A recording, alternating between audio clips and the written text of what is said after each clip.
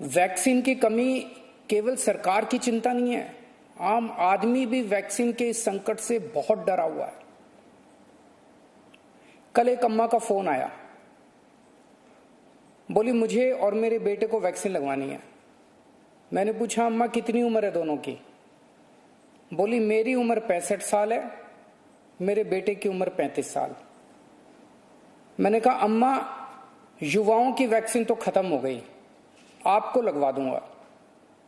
थोड़ा सोच के बोली अच्छा मेरे वाली वैक्सीन मेरे बेटे को लगवा दे, वो नौकरी के लिए घर से बाहर जाता है, मैं तो बूढ़ी हो गई, उसे तो आगे परिवार भी संभालना है, इसलिए उसका सुरक्षित रहना जरूरी है।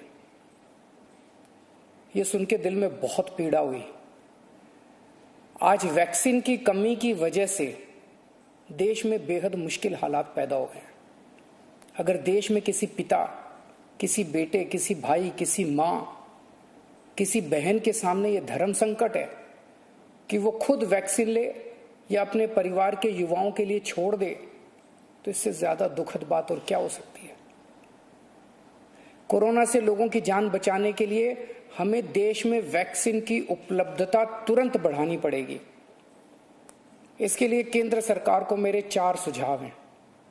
पहला, भारतीय बायोटेक कंपनी जो कोवैक्सीन बनाती है, वो अपनी वैक्सीन का फॉर्मूला दूसरी कंपनियों को देने को तैयार हो गई है। देश में वैक्सीन बनाने वाली ढेरों कंपनियां हैं। केंद्र सरकार तुरंत उन सभी कंपनियों को बुलाए और उन्हें आदेश दे, उनसे रिक्वेस्ट ना करे, उन्हें आदेश दे कि वे सभी कंपनियां युद्ध स्तर पर समयबद्ध तरीके से वैक्सीन बनाना तुरंत चालू करें।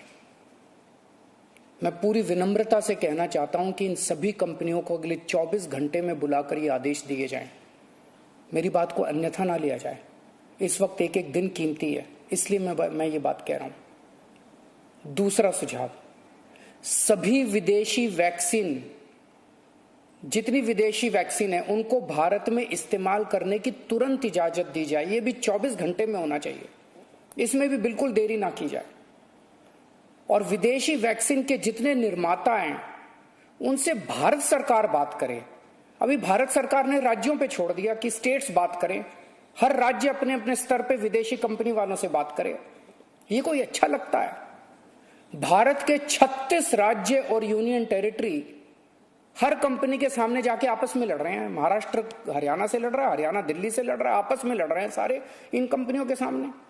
इससे विदेशों में भारत की क्या छवि बन रही है?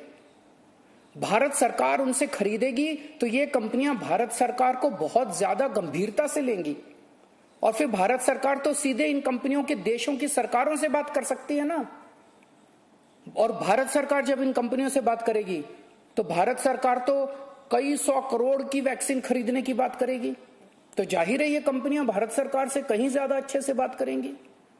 तो भारत सरकार को इनसे वैक्सीन खरीद के राज्यों में बांट देनी चाहिए।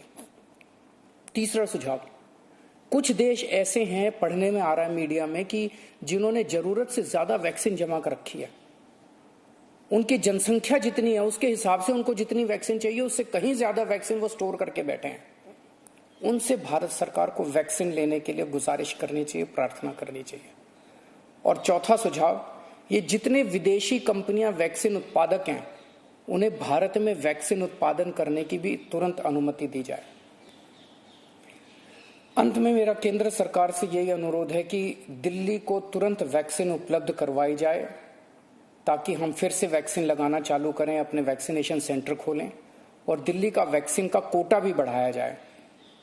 कोरोना की इस लहर में सबसे ज्यादा युवा जिंदगियों का नुकसान हुआ है, युवाओं की मौत हुई है और दिल्ली में इस वक्त युवाओं के कोटे की वैक्सीन खत्म हो गई है।